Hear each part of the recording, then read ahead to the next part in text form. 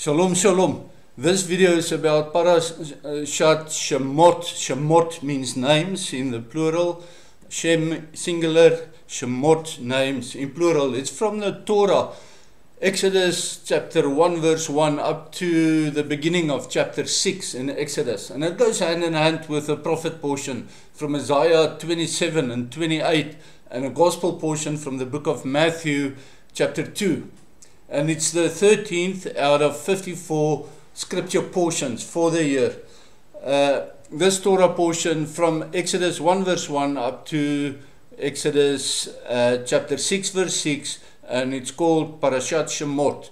In a brief summary, Shemot means names, as I said, and it calls us to reflect on the meaning and importance of names. Some meanings are clear and obvious, and some other meanings are hidden. So in the Peshat, the literal meaning is the importance of names because it identifies the individual. In the Remes application, we read in this Torah portion that Adonai revealed his holy name to us through Moses so that we can also meet him. And of course, meeting him is only the start of the relationship. And then in the Dras extended meaning of the text, the Torah portions point us to the Messiah, to Yeshua the Messiah. And in the hidden exegesis in Sod, there's two meanings. The first Sod that I want to talk about is personal names can contain blessings and or curses. And sometimes the difference between blessings and curses is not that easy to tell apart. What I mean is, if you take prefix in many names, my own wife's name, Margarita, in her full name, the Mar means bitter, bitterness, like in Mara or Marina for the bitter sea. However, it doesn't mean the person is bitter. Remember that healing herbs normally taste bitter and not sweet. And what seems to be a bitter name actually represents a blessing and healing. On the other hand, we know that excessive sweetness is not good for you, and people who are too sweet to be true are often not true. Excuse me. That takes us to the second sort or hidden meaning of names, and in this Parashat, the end time events are foreshadowed in biblical names. And two examples from the past, from the genealogy of Adam to Noah. If we string the meaning of the names together, we can make a sentence that reads as follows: Man is appointed as mortal in his dwelling. The praise of Adonai came down to make disciples, was speared or pierced by man to give rest to mankind. And of course, the praise of Adonai is a reference to the Messiah. And then in this last week's Parashat, the names, and they are repeated in this week's Parashat, the names of Jacob's 12 sons.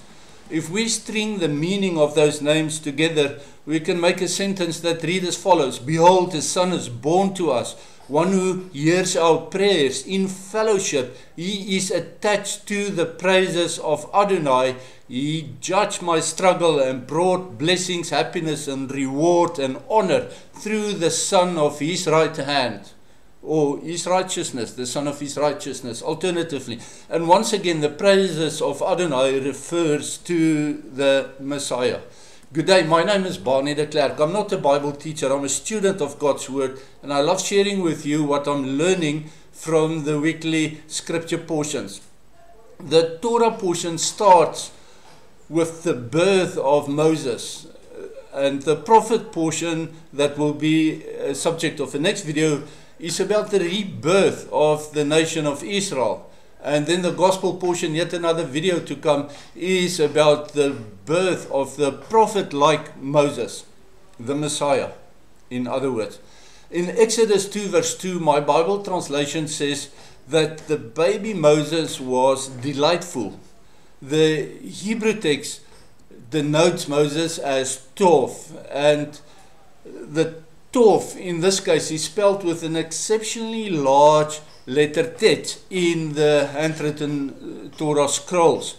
The implication was that Moses was really very good. He was Tov Me'od, indeed, and that he was destined for his mission from birth, or from before birth even, because the letter Tet has a double meaning as Tov in itself. Tet, the letter Tet, Hebrew letter Tet, means Tov, good in itself, but the pictogram of the letter Tet suggests a snake.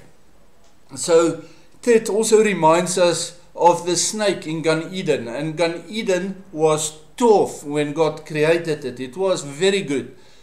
But the snake entered to corrupt Eve, and through Eve he also corrupted Adam, and through Adam all creation fell.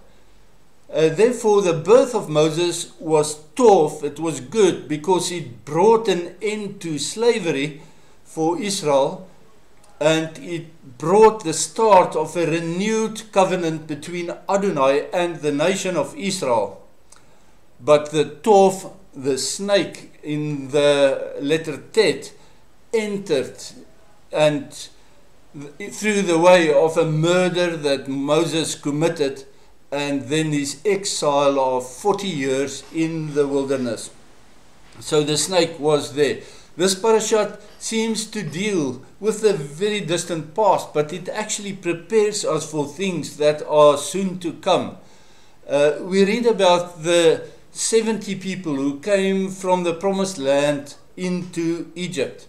And Egypt in Hebrew, Mitzrayim, it means the narrow place, the place of oppression. We will not thresh out the meaning of 70 right now, but this number is important when we talk about this week's corresponding gospel portion from the gospel according to Matthew chapter 2.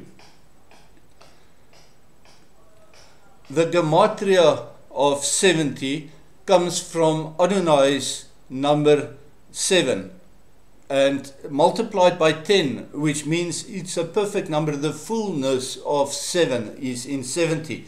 Therefore 70 represents complete fullness and wholeness. And the letter value of ayin, when written out as Aleph Yod Nun, spelling the letter's name, ayin, it has gematria of 70. It means, ayin means I, and now there are 7 nations in the world, according to the Bible. There are 70 rabbis in the Sanhedrin. There were 70 rabbis who translated the Tanakh into Greek, which we know as the Septuagint. Septuagint means 70. Gabriel's message to Daniel that's attached to the gospel portion was about 70 weeks of years, and Yeshua's ministry, when we plotted out, tallies up to 70 weeks, not 3.5 years, only 70 weeks. And I'll talk about that in the gospel portion video. A new king over Egypt came in Exodus 1 verse 8 to 10, and he did not know Joseph. He was driven by fear.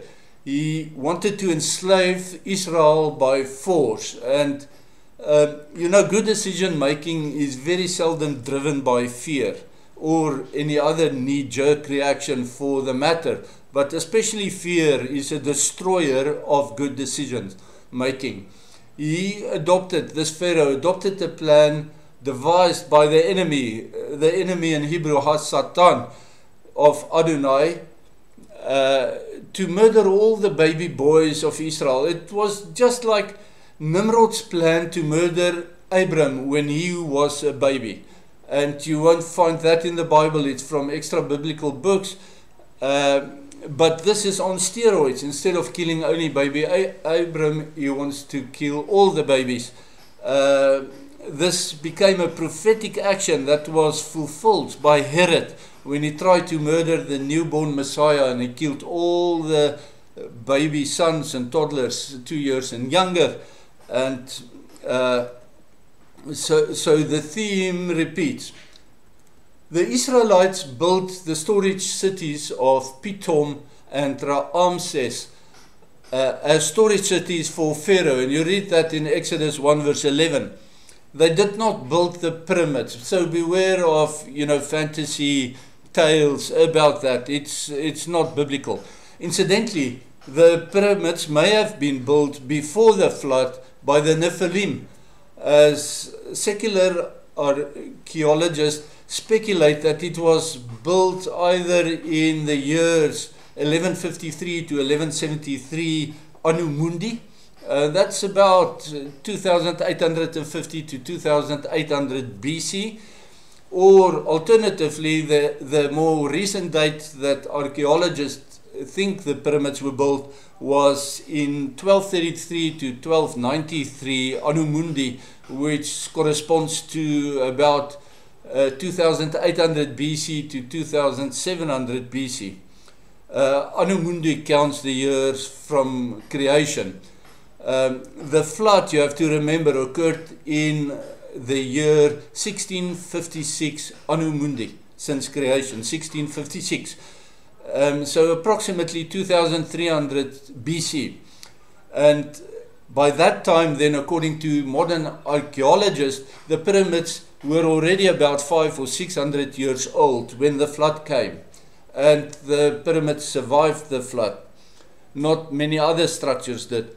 The pharaohs claimed to be gods, and it probably stems from demonic possession from ancient spirits of the Nephilim, which they encountered when people after the flood settled first, went to Noah's Nimrod's Tower of Babel, and then after the languages were confused, they moved all over. People entered Egypt, settled there, and they encountered these ancient demonic spirits of the Nephilim, and settled there. And an earlier pharaoh that could have been a Nephilim himself, a giant himself, and he enslaved other giants to build the pyramids. And I say that not from my thumb, left hand thumb, sorry. The relatively new research published in 2017 from a secular researcher named Charles Q. Choi, he claims that Pharaoh Senacht of the 3rd dynasty, which is about 2700 years BC, could be the first confirmed giant. And this is based on an ancient giant skeleton and skull found near Beit Kalaf in Egypt. And looking at the ages again, this skeleton then predates the flood. Of course, the Nephilim did not survive the flood. You have to understand, Nephilim were a hybrid between fallen angels and humans. Fallen angels went for punishment to the bottomless pit. Humans goes to Sheol, to death. But the Nephilim don't fit anywhere, so their spirits remain, and they probably are the demons we encounter, and not me personally, thank heavens for that, but which are still around on earth. And that's why I speculate that the first pharaohs after the flood came and they encountered these demons, got possessed by them, and that's why the pharaohs believed they were gods.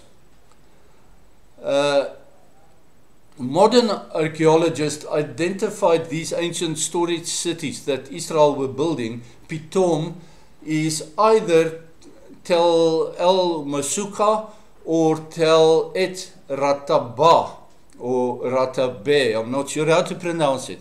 And the ancient storage city of Ramses is, I think, fairly, without doubt, Tanis.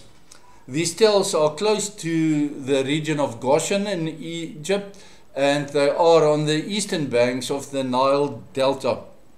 The construction of storage cities in Egypt is a strange reversal of roles when we compare their tasks to what happened in Joseph's time in Egypt. Joseph's made the Egyptian build storage silos or warehouses of whatever design in order to prepare for the 7 years of famine.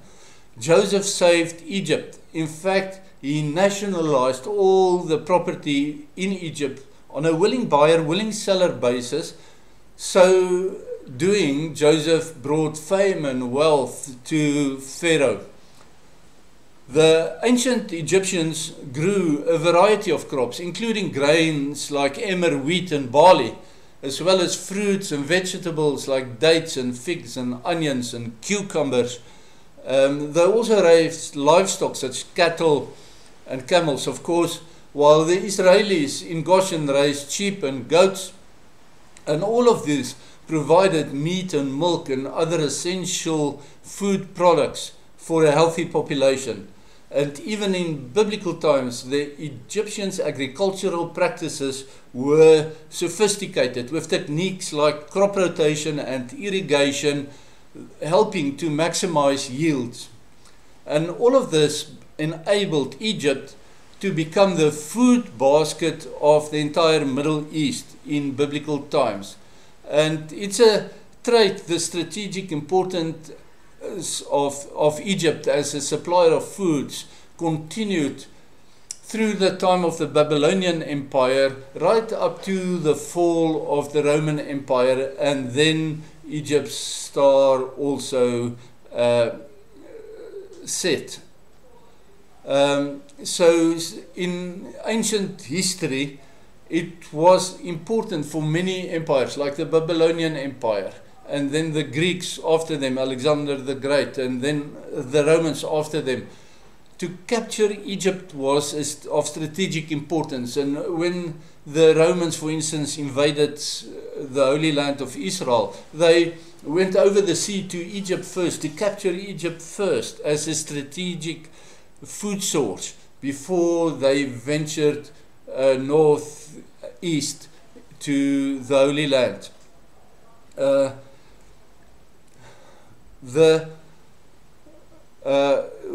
In ancient history, you would read that in Ahasuerus, we're heading towards Purim. Ahasuerus, for instance, Egypt rebelled against him, and he came down on them with huge vengeance to destroy them, to make sure he retains the food security from Egypt. And Nebuchadnezzar, long before Ahasuerus, did the same. He made sure that he captured Egypt as a strategic supply of food to the empire. And the reason is that Egypt have always received winter rains from favorable prevailing northwesterly winds blowing over the Mediterranean and over Greece. So these moisture-laden winds brought the winter rains to Egypt. On the other hand, the Nile River flooded its banks seasonally in the late summer. And that came from monsoon rains further south in the catchment area of the Nile River in eastern Africa. When the Romans destroyed Israel and chopped down every green tree in Israel, most of them to crucify Jews on, but also to cause devastation to the land, they caused a massive environmental disaster through desertification. And we know today that deforestation leads to desertification. It goes, the one follows the other. And of course, that saw Israel, that was in biblical times a lush area. Remember Sodom and Gomorrah, today you look at it, it's Negev, there's nothing there. But it was a fertile land because Lot, when Abram gave Lot the choice, he chose that area for his flocks. And of course, the destruction of Sodom and Gomorrah destroyed the plains, the cities on the plain there, and that caused their desertification. But then with the Romans chopping all the trees in Israel, that caused massive desertification. And the desertification lasted until the Jews returned to Israel, and with the Israeli tree planting programs, that is slowly reversing. And Israel today is the only place in the whole world where desertification is going backwards because of their tree planting programs. But the desertification from deforestation after the Romans left Israel, it impacted on the rainfall to the southeast, into the Horn of Africa as well. The reason is because you destroyed the environment. Now you have this hot desert sandy area, and the moisture in the air just never reached the dew point temperature so that it can form rain and precipitate. And of course, Egypt and the Horn of Africa suffered the consequences of what the Romans did in Israel. Of course, it's a curse from God, but the curse used deforestation into desertification that brought that curse about, to make it real.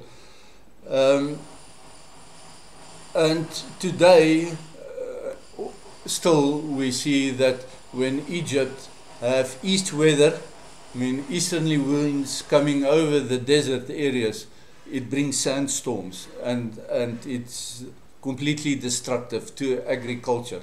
And thank you, Romans, for doing that.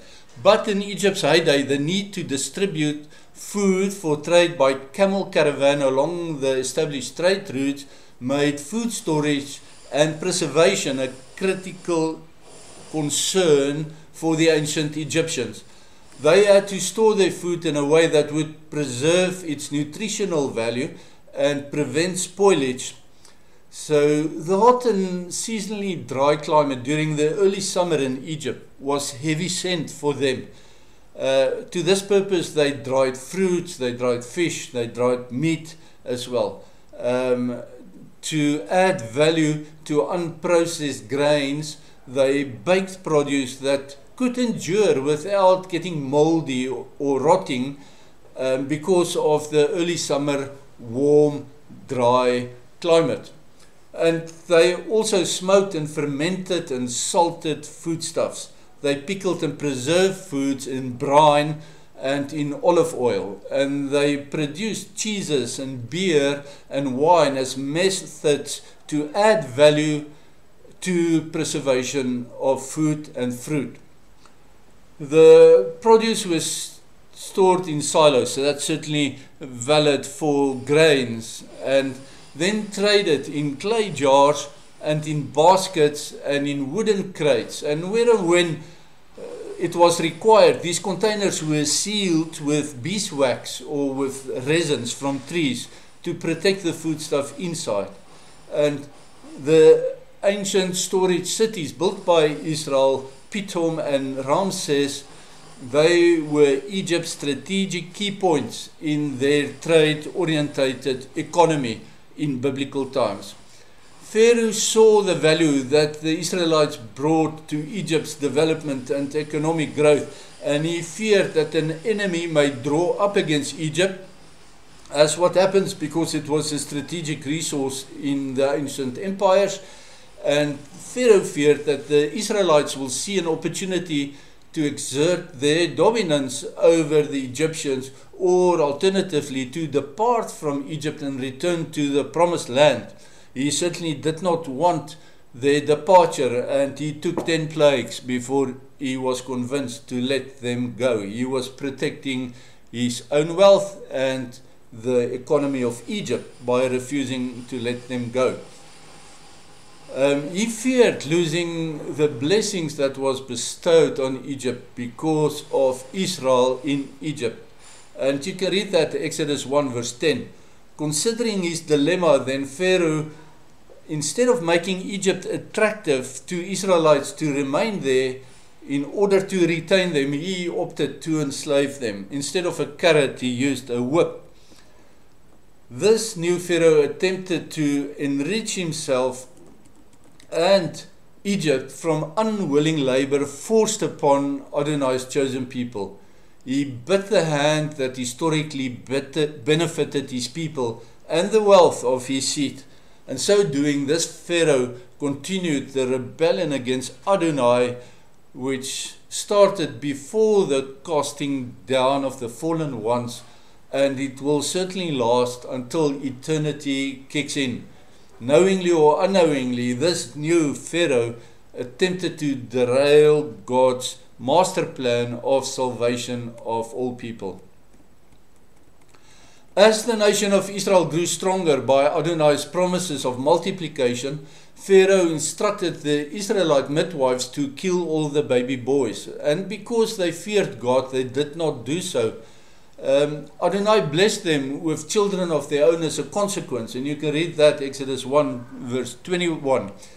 People who saved Jewish babies during the Holocaust as well were blessed by the God of Israel as well. And this pattern may certainly repeat again as we head towards tribulation. Pharaoh's instruction was to drown every Israelite boy in the Nile. And later, Adonai drowned Pharaoh and his army in the Red Sea. And a tit for tat. You drown my children, I'll drown you and your army. It was well deserved. Pharaoh asked for it, he got it. Moses was born then, hidden by his mother for 3 months and then hidden in a floating basket on the Nile.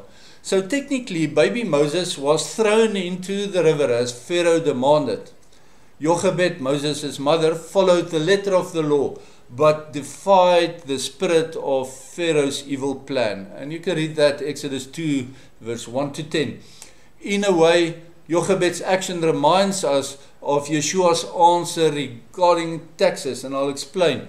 Yeshua said, give unto Caesar and Pharaoh and the Antichrist what belongs to Caesar and Pharaoh and the Antichrist, and give unto Adonai what belongs to Adonai. That's from Mark 12, verse 17. Moses here, he belonged to Adonai, and Jochebed gave him to Adonai for safekeeping on the river, and Adonai kept him. Moses' basket in English is, in the English translation, is from the Hebrew word Tevat Moshe. And it's spelled Taf Vet or Bet Taf. Taf Bet Taf or Taf Vet Taf.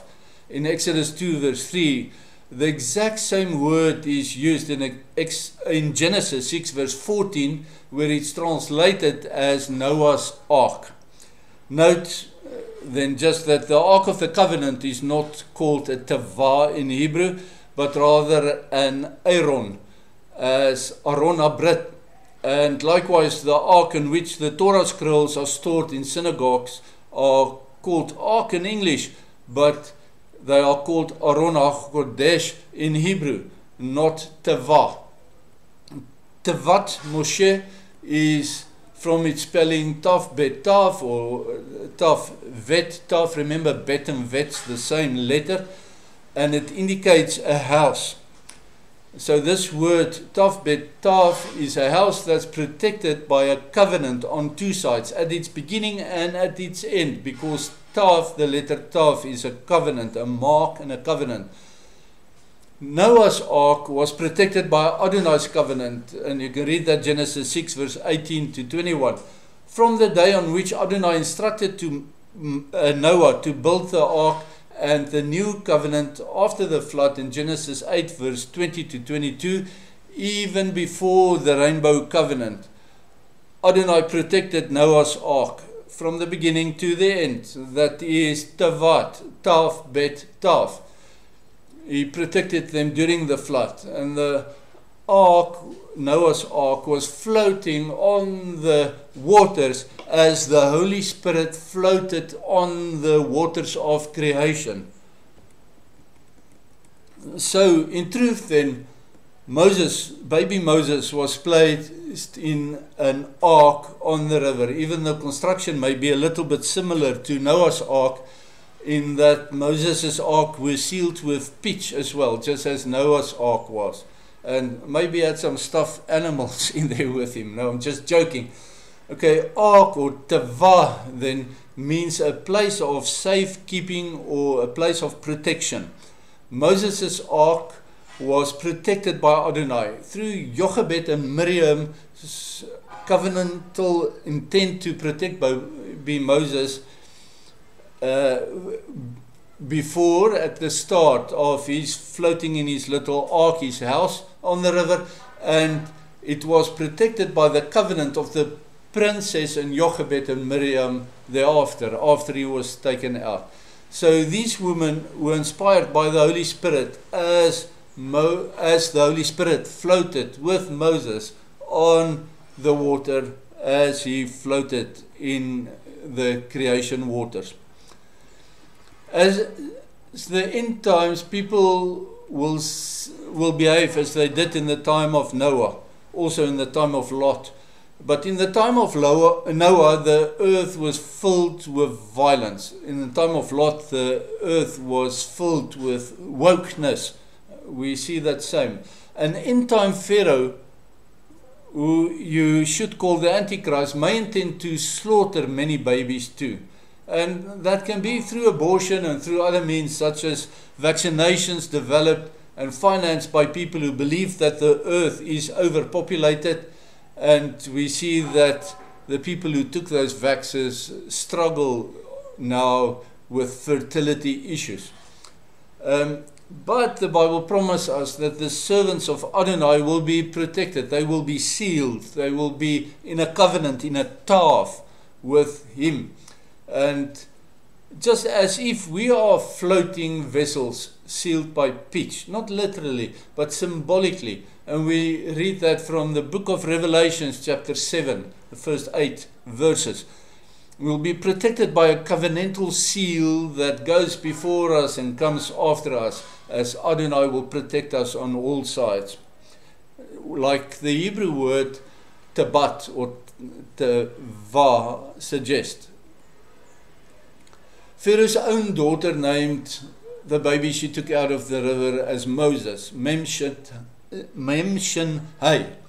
Exodus 2 verse 10, which means to pull out. It's a prophetic name, as Moses pulled Adonai's chosen people out of Egypt as well. In fact, his name, we can also see Adonai's salvation, Adonai's Yeshua, planned to save us in as far as his title, Moshiach.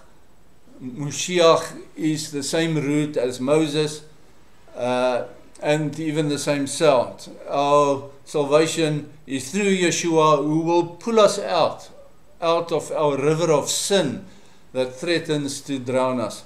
Moses, as a prototype of Yeshua, the Messiah, starts with his name, Moshe and Moshiach. You can hear that. The Torah concludes then with a promise that Adonai will send a prophet like Moses. You can read that Deuteronomy 18 verse 15 to 19. And Yeshua, we know, is this greater prophet that was sent. Moses' name, Mem-Shin-Hai, also means, if we look at the meaning of the letters, Mem is water, Shin is fire, Hai is Adonai's letter after Yod, as it occurs twice in his holy name, Yod-Heh-Vav-Heh.